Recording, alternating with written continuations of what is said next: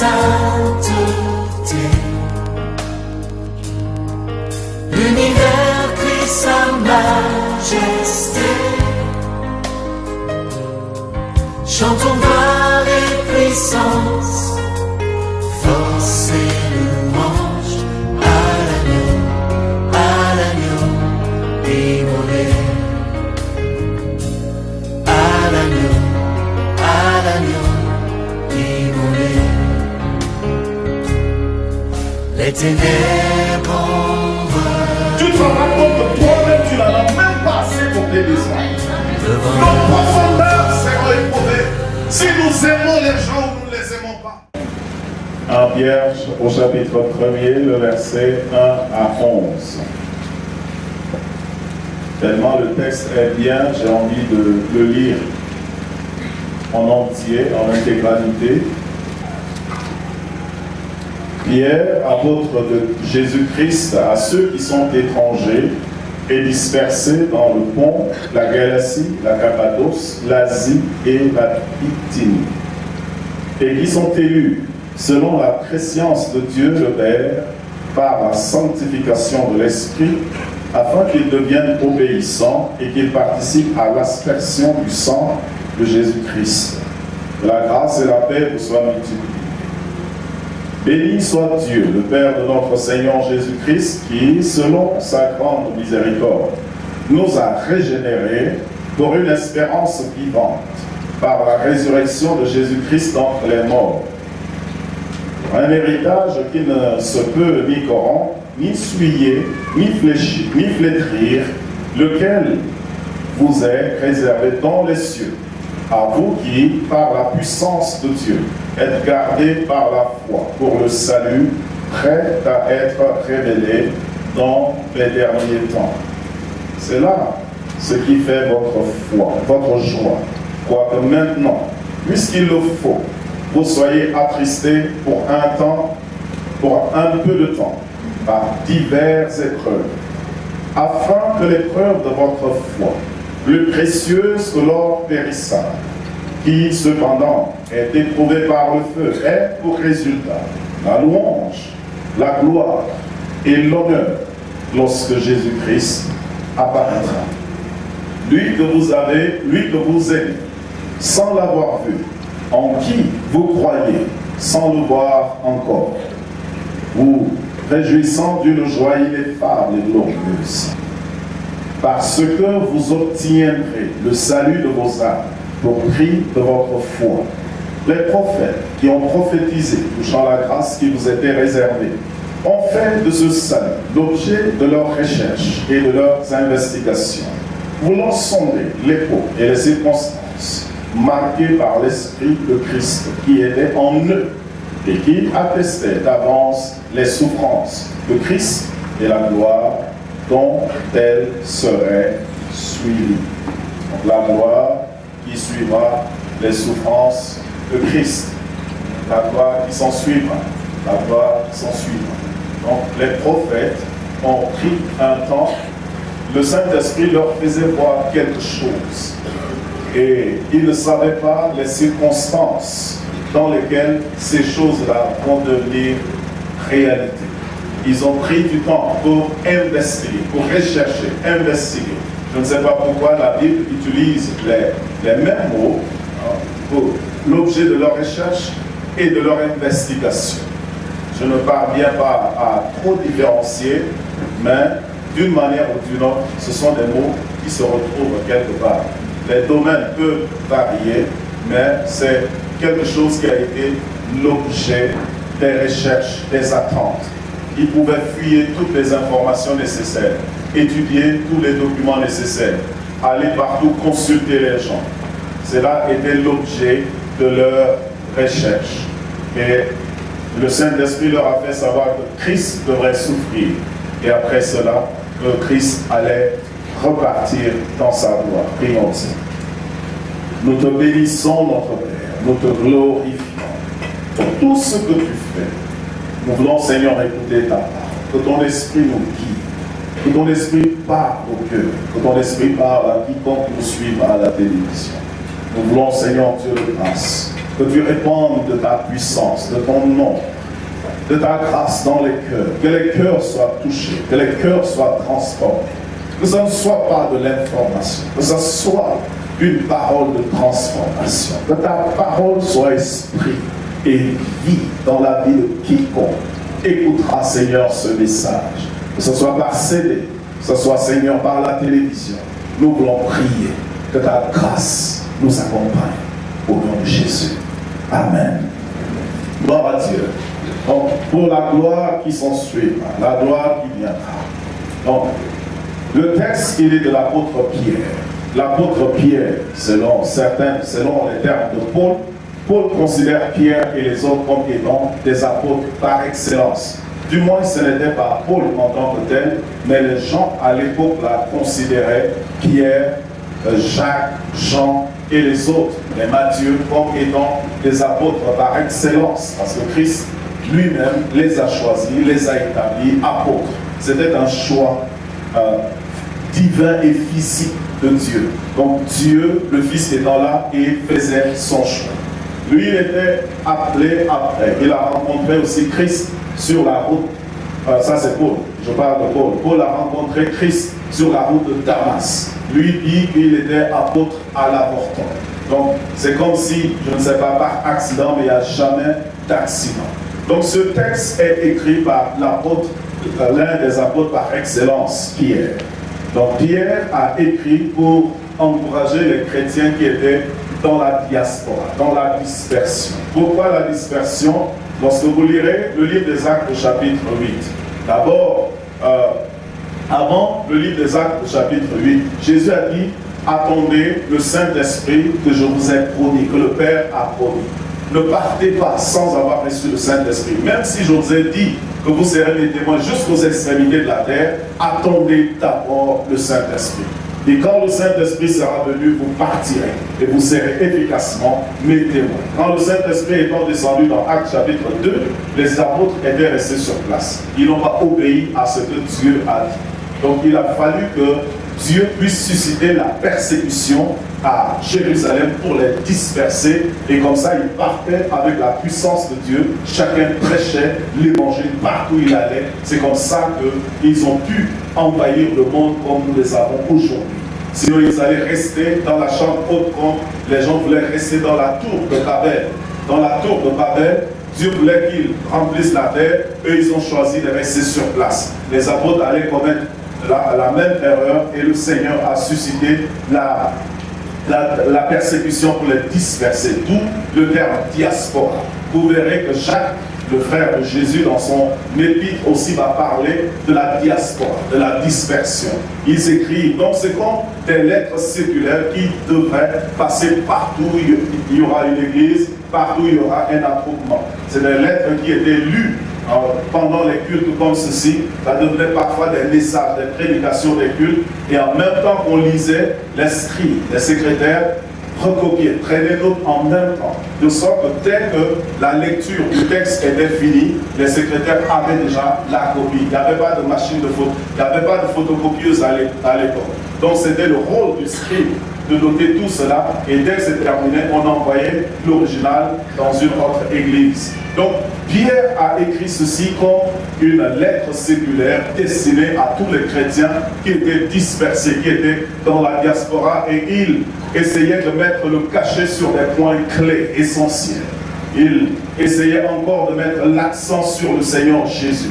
La venue du Seigneur Jésus était quelque chose d'annoncer d'avance, de préparer, et les prophètes d'avant avaient eu à cœur de connaître les circonstances et toutes ces choses. Ils avaient fait de la venue du Seigneur Jésus l'objet de leur délice, de leur recherche, l'objet de leur temps. Donc ils se sont investis pour connaître un peu comment la chose allait se passer.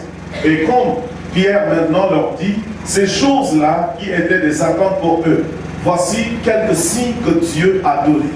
Dieu avait donné comme signe comme quoi le Messie viendra, mais après, le Messie souffrira énormément. Il souffrira les atrocités, il souffrira la méchanceté, et il souffrira, n'est-ce pas, les atrocités qui aillent avec ce que c'est qu'être un sacrifice. Mais qu'après la souffrance, du Messie, après la souffrance du Seigneur Jésus, le Seigneur va ressusciter et le Seigneur va remonter dans la gloire qu'il avait avant de descendre. Donc le Seigneur Jésus, Paul nous dira que le Seigneur Jésus a subi toutes ces difficultés, toutes ces épreuves-là avec joie, tout simplement parce qu'il ne regardait pas à la souffrance qu'il endurait au moment-là, mais il anticipait déjà la gloire qu'il attendait de l'autre côté de la souffrance. Donc la gloire qu'il attendait de l'autre côté de la souffrance. C'est pour ça que Paul dira, j'estime que les souffrances des temps présents ne sauraient être comparées à la gloire à venir. Je crois que ni la mort, ni les anges, ni la persécution, ni la faim, ni l'abondance, toutes ces choses-là, rien ne pourra nous séparer de l'amour de Dieu manifesté en son Fils Jésus-Christ. Donc le chrétien, comme le Christ lui-même, nous allons endurer pas mal de choses, mais une façon de vaincre ces choses, c'est de savoir que après les épreuves, après la tentation, vient la gloire, vient l'élévation. Et je voudrais un peu revenir. Le vendredi, nous étions ici en prière, la prière ordinaire de l'église. Pendant que j'étais ici et que le frère Marius dirigeait la prière, le frère Marius commençait par prêcher le message que j'allais donner. J'ai dit, mais Saint-Esprit, si tu le laisses prêcher tout le message que je dois prêcher le dimanche, alors je serai inutile le dimanche. Et le Saint-Esprit a su fermer la bouche du frère Marius. Gloire à Dieu. Donc, le Seigneur nous a dit que cette année, n'est-ce pas, c'est une année de consécration. Je voudrais expliquer quelque chose de très profond dans la manière d'agir du Seigneur. Beaucoup de gens ne comprennent pas comment le Seigneur agit. Il a sa manière. Il agit totalement hors cadre de la logique, n'est-ce pas, de l'être humain, de la raison de l'être humain que nous sommes. Sa manière de penser est totalement opposée. Il dit dans Ésaïe chapitre 55, à partir du verset 5, il dit, autant les cieux sont élevés au-dessus de la terre, autant mes pensées sont élevées au-dessus de vos pensées, et mes voix au-dessus de vos voix. La manière de penser du Seigneur nous échappe toujours. Il faut croire en lui pour saisir la portée réelle de ce qu'il nous dit. La marche par la foi. Donc toutes les fois que Dieu nous dit que quelque chose sera fait, ou qu'il fera quelque chose, cela signifie que l'opposé de la chose est en train de se passer. Toutes les fois que le Seigneur te dit, demain, tu auras de la nourriture, ça veut dire qu'aujourd'hui, tu as faim. Toutes les fois que le Seigneur dit, je te bénis, la vie va paraître comme si tu étais sous une malédiction. Je répète, toutes les fois que le Seigneur dit, je vous bénis, au sortir, après cela, vous allez voir que vous allez vivre comme si vous êtes sous une malédiction. Les choses vont apparaître totalement l'opposé de ce que Dieu vous a dit. Toutes les fois que le Seigneur dit, aime ton voisin, ça veut dire que ton voisin est en train de te casser la tête. Toutes les fois qu'il te dit, aimez-vous les uns les autres, ça veut dire qu'il n'y a aucune raison d'aimer là où le Seigneur te dit d'aimer. Aucune raison. Quand il te dit, sois patient, il n'y a aucune raison d'être patient. Tu as déjà été patient depuis très longtemps et tu es sur le point de replier les manches et aller à la porte. Il te dit, soyez patient. Toutes les fois que le Seigneur te dit, donne quelque chose, tu te rendras compte que toi-même, tu n'en as même pas assez pour tes besoins.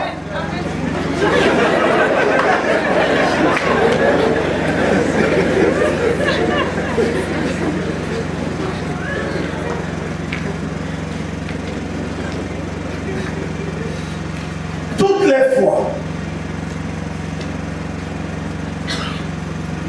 que tu es en train de faire déjà quelque chose, le Seigneur ne te dira jamais de faire cette chose encore.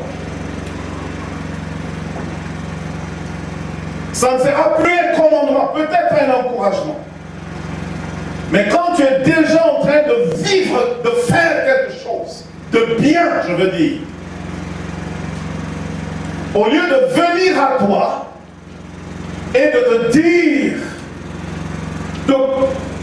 tu veux que ça soit son commandement de faire cette chose que tu fais, il te dira de faire autre chose qui est totalement hors ta pensée. Dieu ne te promettra jamais ce qu'une personne peut faire pour toi. Il y aura des gens qui peuvent et doivent faire un certain nombre de choses pour vous.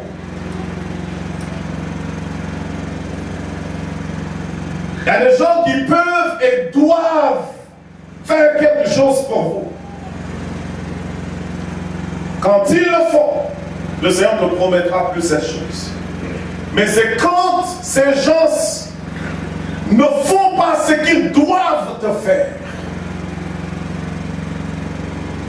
quand ils n'exécutent pas à ton endroit ce qu'ils doivent faire, et toi tu te dis, je n'ai personne pour me faire une telle chose.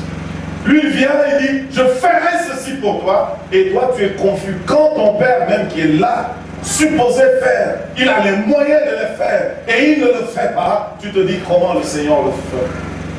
Le Seigneur ne te promet jamais ce qu'une personne peut faire pour toi. Il te promet ce que les gens refusent de faire pour toi.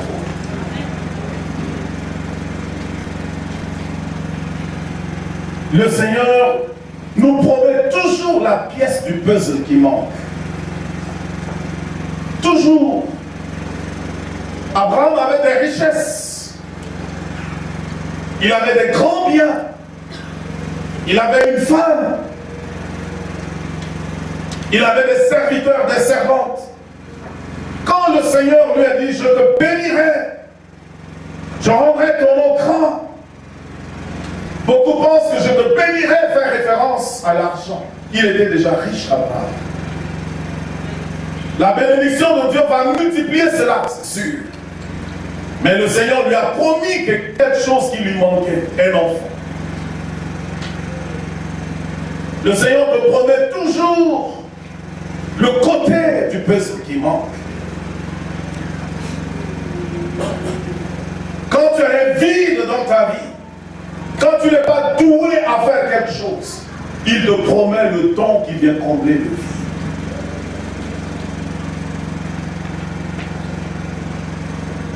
Le Seigneur te promet le côté qui manque, et c'est là le langage de la foi. La Bible dit, nous ne vivons pas par la vue, mais nous vivons par la foi. Appelons des choses qui n'existent pas comme si elles existaient. Donc le Seigneur te promet ce qui n'existe pas. Et c'est à toi d'accepter cela. Et quand tu l'acceptes par la foi, c'est alors que tu verras. Tes yeux ne les avaient pas vus au départ. Mais si tu as la foi, tu verras la gloire de Dieu. Donc quand le Seigneur te promet une chose, au moment de la promesse, rien ne fait ressentir la présence de la chose. La même chose dans ce domaine de promesse et d'accomplissement de Dieu. Quand Dieu vous fait une promesse, vous donne un commandement, ça veut dire que l'opposé est en train de se passer. Et comme je l'ai dit, quand le Seigneur dit, je te bénirai, à partir de ce moment, quand tu observes ta vie, tu ressembles à quelqu'un qui est sous une malédiction. Tel ça l'est dans ces domaines de bénédiction matérielle, financière, humaine, relationnelle et tout. Ça l'est aussi dans le domaine de la consécration. Dieu nous a dit que cette année, c'est une année de consécration. C'est-à-dire, c'est une année où nous devons nous dévouer à lui. Nous devons chercher sa face. Nous devons construire notre spiritualité. Nous devons bâtir notre relation avec lui. C'est l'année où nous devons le chercher pendant qu'il se trouve. Ésaïe 55 que j'ai noté. Il dit cherchez l'Éternel pendant qu'il se trouve. Invoquez-le tandis qu'il est prêt. Toute cette année, c'est une année où hommes et femmes, nous devons nous consacrer, nous dépouiller de toutes choses, ôter des mentalités de souillure, ôter toute bassesse de notre vie. C'est une année de démarcation, c'est une année de recherche du sacré, où nous-mêmes, notre vie sera sacrée, à nos yeux, dans nos cœurs. J'ai cru entendre une fois la science dire que la vie humaine est sacrée. Donc c'est une année où nous devons établir un distinguo entre ce qui est vil et ce qui est bon. Dieu dit, si tu parviens à établir une séparation entre ce qui est bon et ce qui est vil, entre ce qui est bien et ce qui n'est pas bien, je ferai de toi un vase d'honneur dans la maison de mon Dieu. Je ne comprends pas pourquoi Dieu, au lieu de dire dans ma maison, il dit dans la maison de mon Dieu. Si tu sépares ce qui est vil, si tu sépares ce qui est important, c'est l'année où nous ne devons pas donner des perles aux chiens. Tu es une perle. Tu dois te préserver. Il y a des choses qui sont des perles dans ta vie. Tu dois savoir les préserver. Tout ce qui te maintient en relation avec Dieu est une perle. Donc lorsque Dieu nous dit, c'est une année de sanctification, c'est une année de consécration, ça veut dire que l'ennemi va chercher à voir le contraire de la consécration se passer. Ça veut dire que c'est l'année de tentation. L'année de consécration veut dire l'année de tentation. L'année où le tentateur se présentera. Dans vos pensées, dans vos cœurs, dans vos imaginations, dans votre intelligence, utilisant votre intelligence contre vous, utilisant votre intelligence pour vous tourner à la malice contre vous-même. Vous allez faire des choses qui vont sembler intelligentes. Vous allez vous aduler, vous idolâtrer, vous adorer. Vous allez commencer par exalter vos pensées au-dessus de la pensée de Dieu, vos manières au-dessus de la manière de Dieu. Le diable va chercher à corrompre nos mœurs. Jésus a vécu 30 ans. Quand il fut consacré par le baptême pour entrer dans son rôle, le diable s'est approché. La Bible dit alors le tentateur s'est approché. Un homme de Dieu a dit quelque chose qui ne va jamais s'éloigner de mon cœur.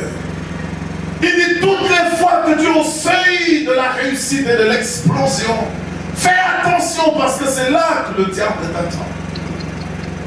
Les tentations ne viennent jamais avant le temps d'explosion. Donc quand Dieu nous a dit que cette année c'est une année de consécration, nous serons tentés à la maison, nous serons tentés à l'église, nous serons tentés à l'école, nous serons tentés au marché, nous serons tentés dans nos lieux de travail, nous serons tentés à perdre notre consécration, nous serons tentés à perdre notre moralité, nous serons tentés à perdre nos valeurs, nous serons submergés. Il utilisera tous les moyens à son pouvoir. Il utilisera la télévision. Il utilisera les amis qui ont des langages qui ne tiennent pas pour souiller vos pensées. Il utilisera vos téléphones. Il utilisera vos iPads. Il utilisera tout ce que vous avez et tout ce qu'il a. Il utilisera l'argent et la voiture. Pour ceux qui aiment des grosses voitures, pour celles qui aiment des grosses voitures, il utilisera tout cela. Le diable tentera par tous les moyens possibles. Quand Dieu nous dit consacrez-vous, consécration en 2015 soit facile. Quand Dieu nous dit ainsi, c'est pour nous préparer. Parce qu'au milieu des tribulations, au milieu des épreuves, c'est alors qu'on verra qui a la foi, qui ne l'a pas. Et Dieu voudrait lancer un appel à son peuple. Je me souviens dans le livre Apocalypse, chapitre 18, verset 4, je crois. Parlant de Babylone, la grande, qui trompe les nations et qui les suit par l'alcool et l'immoralité. Dieu dit à son peuple, sortez du milieu d'eux, mon peuple. Mettez-vous à part. Nous sommes tous ici. Dieu sait qui lui appartient et qui ne lui appartient pas. Dieu voudrait que nous lui appartenions tous. Et il voudrait que nous sortions du milieu des gens du monde. Sortir du milieu des gens du monde. C'est-à-dire sortir de la mentalité du monde. Sortir des choses qui font plaisir au monde. Sortir des valeurs du monde.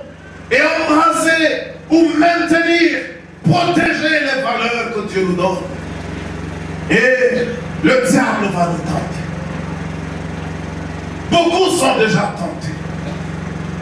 Beaucoup ont succombé. Beaucoup flirtent avec le mal. Beaucoup flirtent avec le diable. Beaucoup sont devenus négligents. Parce que le diable sait quelque chose. Dieu n'a jamais demandé à son peuple de se consacrer sans lui donner une victoire les jours qui arrivent. Toutes les fois qu'il veut donner une grande victoire à Israël, il dit à Moïse, dit aux anciens du peuple, à partir de demain, qu'aucun homme ne touche une femme. Pendant les 3 jours qui arrivent, que les mariés ne touchent pas leur femme. Consacrez-vous et publiez un jeûne, car l'Éternel va parler, car l'Éternel va vous conduire. Le Seigneur sait pourquoi. Les années qui arrivent, il a un plan pour nous. Et ce n'est pas pour rien qu'il nous demande de nous consacrer. De lui consacrer Jéricho. De ne rien toucher à Jéricho. De nous maintenir purs. Et les putains arriveront plus tard. Mais ceux qui vont se suivre à Jéricho seront vaincus par Aïe.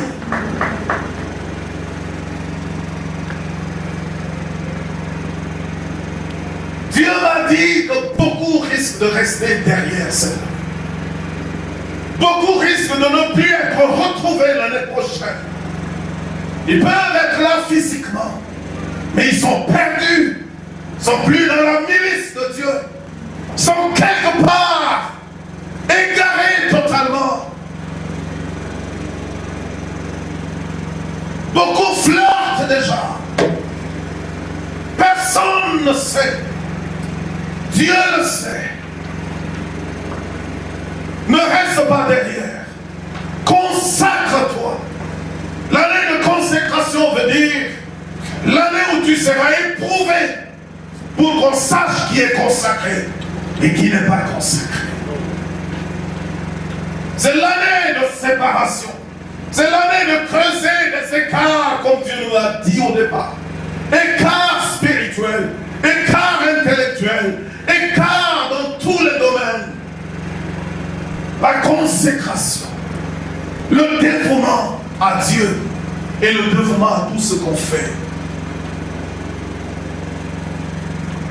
Pierre dit, l'épreuve de votre foi va produire quelque chose de brillant, de glorieux. L'épreuve de votre foi est comme de l'or, pour que l'or brille et devienne ce que vous avez. Il dit que l'or est passé par le feu. Le feu a épuré. L'or s'est fondu. L'or a souffert. Mais en souffrant, on a pu séparer l'or et le sable. L'or et les pierres mortes. L'or et tout ce qui n'est pas de l'or. Le feu de l'épreuve. Le feu de la tentation va amener qui tu es à briller. Tu seras un vase d'honneur. Tu ne seras pas un vase qui sera utilisé pour des choses viles. La Bible dit, dans une maison, il y a des vases en bois, il y a des vases en fer, il y a des vases en argent, il y a des vases d'or. La Bible dit qu'il y a le foin, il y a la paille, il y a aussi les rochers. Donc il y a des choses qui seront éprouvées. Nos profondeurs seront éprouvées. Si nous aimons les gens ou nous ne les aimons pas, nos profondeurs seront éprouvées. Si nous sommes libéraux, si nous aidons les gens ou nous n'aidons pas, nos profondeurs seront éprouvées. Si nous sommes hospitaliers ou pas, nos profondeurs seront éprouvées. Si nous sommes des gens qui vivent de manière pure ou pas, ta vie sera sondée, ta vie sera éprouvée, ton silence sera éprouvé. Le Seigneur permettra que tu sois sondé et éprouvé partout où tu es. Et il te donnera le choix de choisir. Soit de te consacrer, soit de te laisser aller. La Bible dit que celui qui se sanctifie davantage. Et que celui qui pêche, pêche davantage. La Bible dit, le temps viendra, vous verrez une distinction entre celui qui sert Dieu et celui qui ne sert pas Dieu. Le temps viendra, on sera celui qui sert Dieu et celui qui se sert de Dieu pour obtenir ce qu'il veut de Dieu. Beaucoup se servent de Dieu. Beaucoup donnent des offrandes pour obtenir quelque chose de Dieu. Beaucoup viennent au culte pour repartir dire à Dieu, j'ai été fidèle, pourquoi tu m'abandonnes? Beaucoup se servent de Dieu. Beaucoup soutiennent les hommes de Dieu pour se servir de Dieu.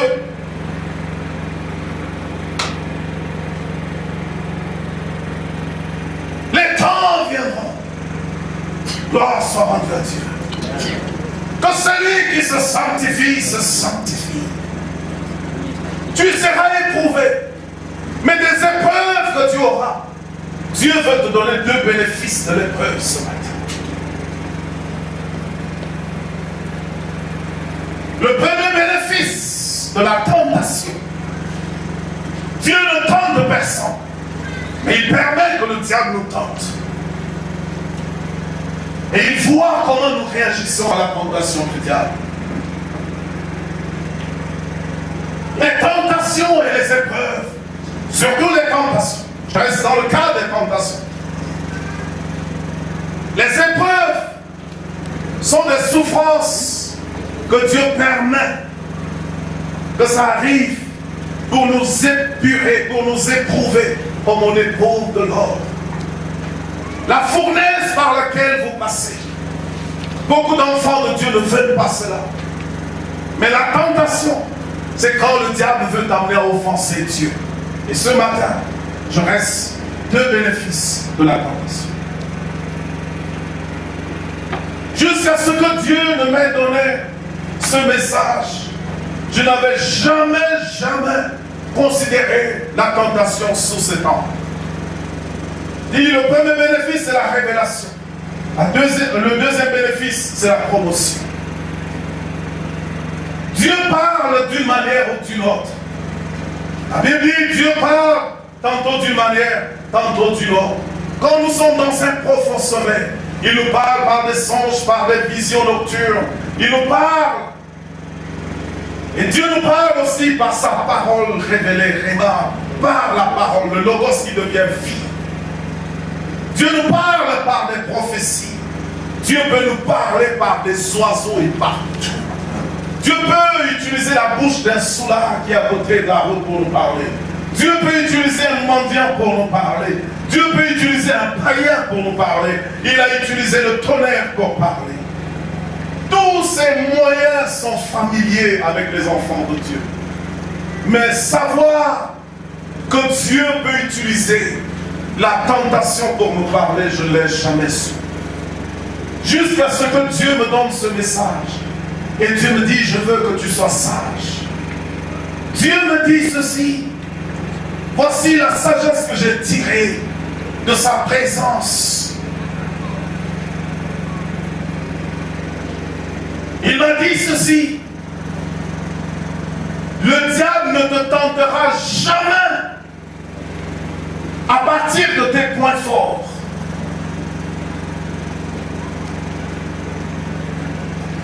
Le diable, là où il sait que tu es fort, il ne peut pas.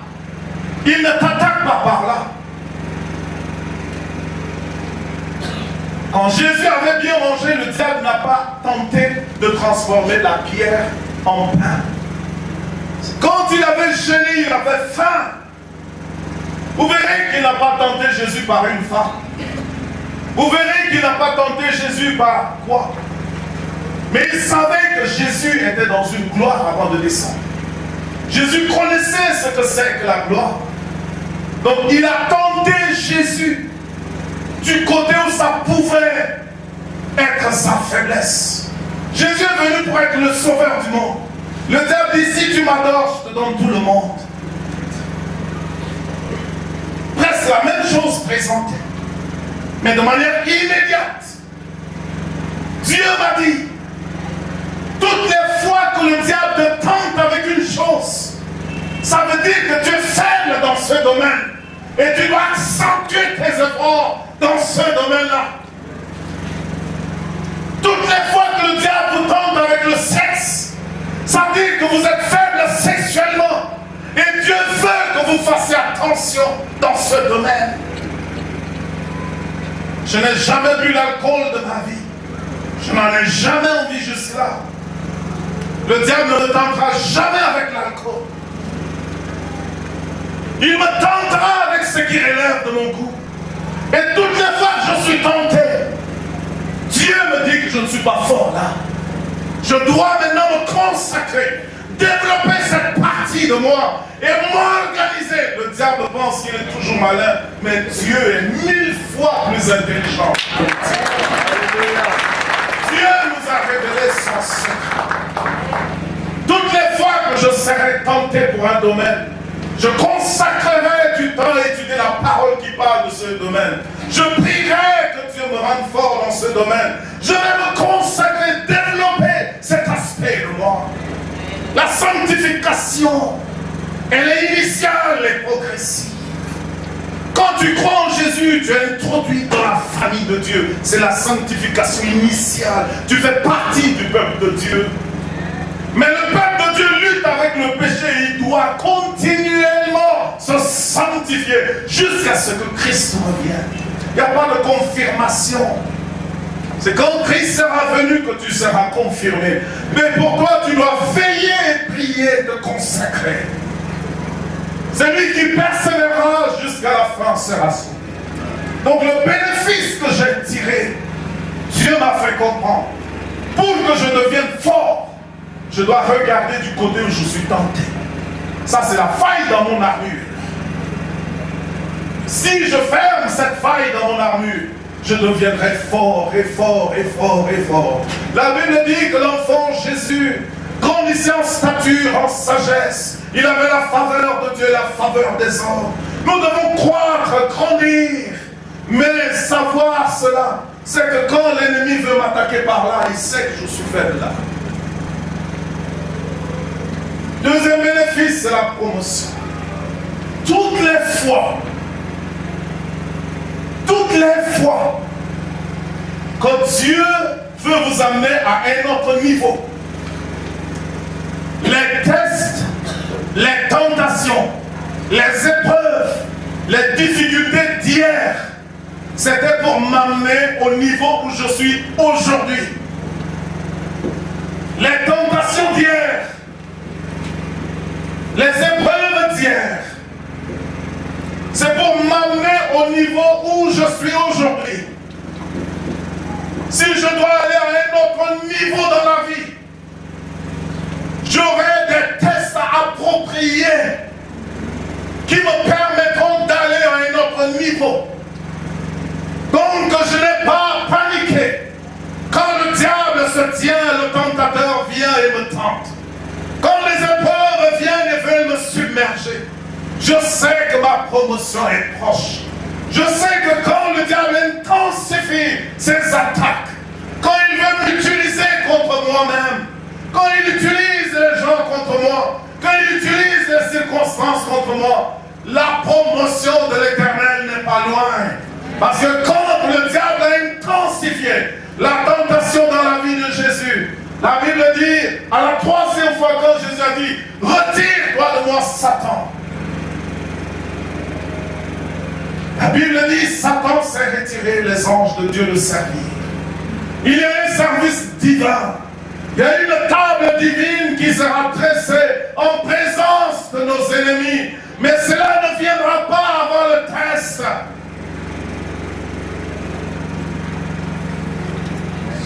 Cela ne viendra pas avant les calomnies. Cela ne viendra pas avant les rejets. Cela ne viendra pas avant les fausses promesses. Cela ne viendra pas avant la perte de ton emploi.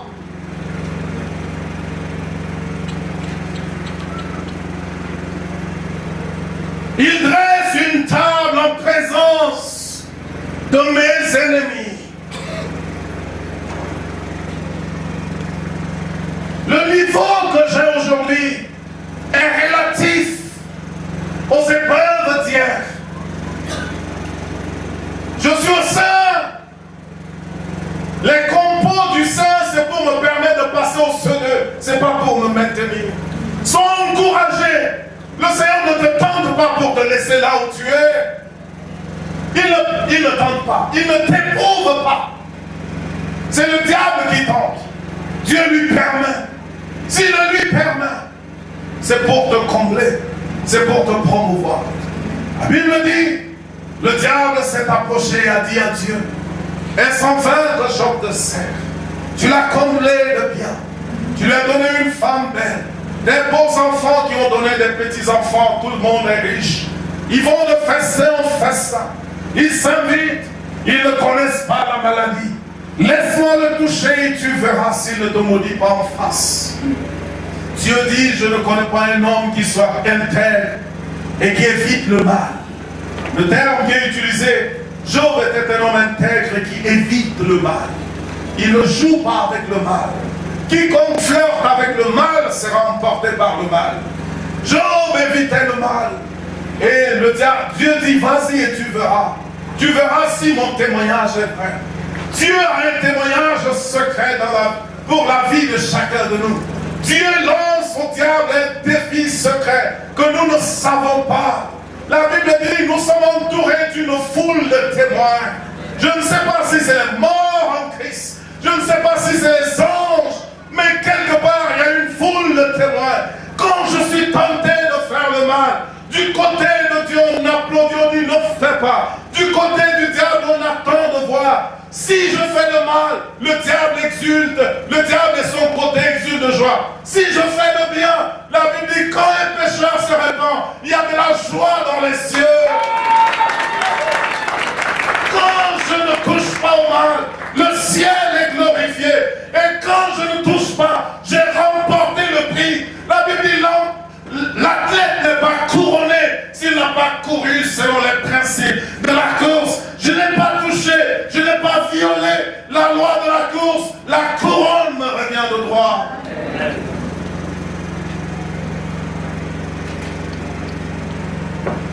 Après la tentation, la gloire, que le Christ devrait souffrir plusieurs choses. Le verset 11. Mais qu'après cela, que la gloire et l'honneur suivront. Que la louange suivra. On ne loue pas que Dieu seulement.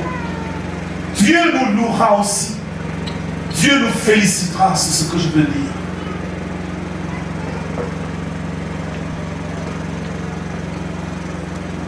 Voilà l'année que nous avons en main. Voilà à quoi ressemble l'année. Il nous reste encore quelques mois à courir. Beaucoup déjà ont été éprouvés, ils le savent. C'est l'année où tu seras tenté le plus que les autres années. Quand tu seras passé, dans ma vie personnelle, le Seigneur m'a dit quelque chose qui m'a touché. Le Seigneur me dit, si je tiens jusqu'au bout, je passe cette année. Que je dise à certaines personnes qui veulent tout le temps voyager avec moi de préparer leur billet d'avion. Il va m'élever à l'incarnation.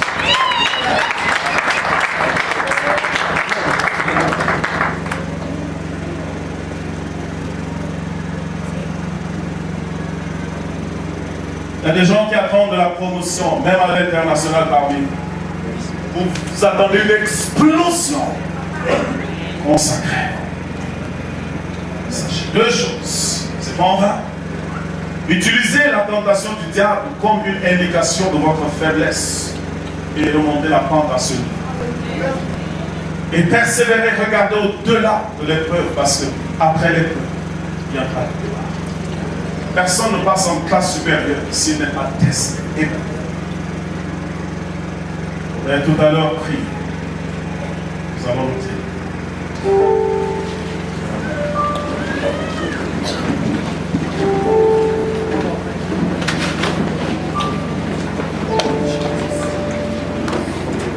Oh, yes.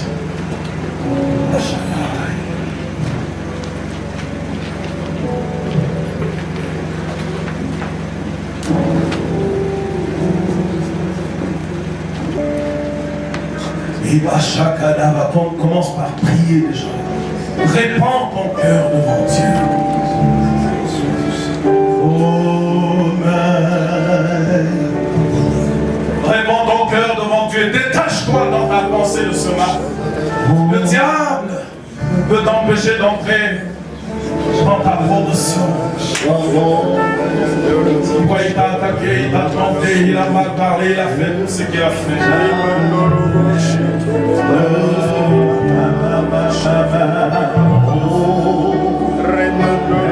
Oh, je sens sa présence de manière très puissante. Il va nous sortir des fleuves du péché. Il va nous sortir des fleuves d'inquiétude. Oui.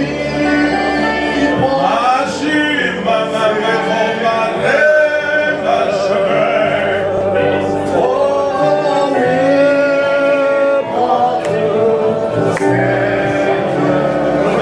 oui, ça bien ici.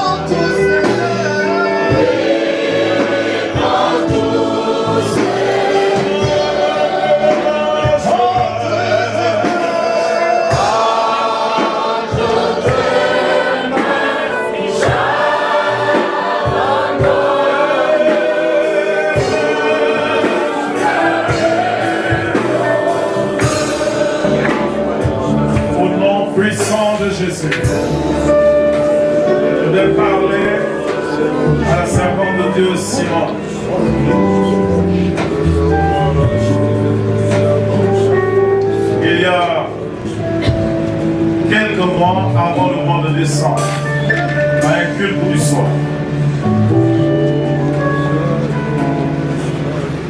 nous étions ici, le frère Auguste avait prêché, m'avait demandé de prier pour les gens. Ce jour-là, je t'observais. Je demandais à Dieu. Je savais que le Saint-Esprit était en train d'agir en toi. Je n'avais pas eu la conviction de t'imposer les mains. Le protocole qui était avec moi. À la fin du culte, après je t'ai imposé les mains. J'ai juste prié pour toi. Le protocole qui était avec moi disait, mais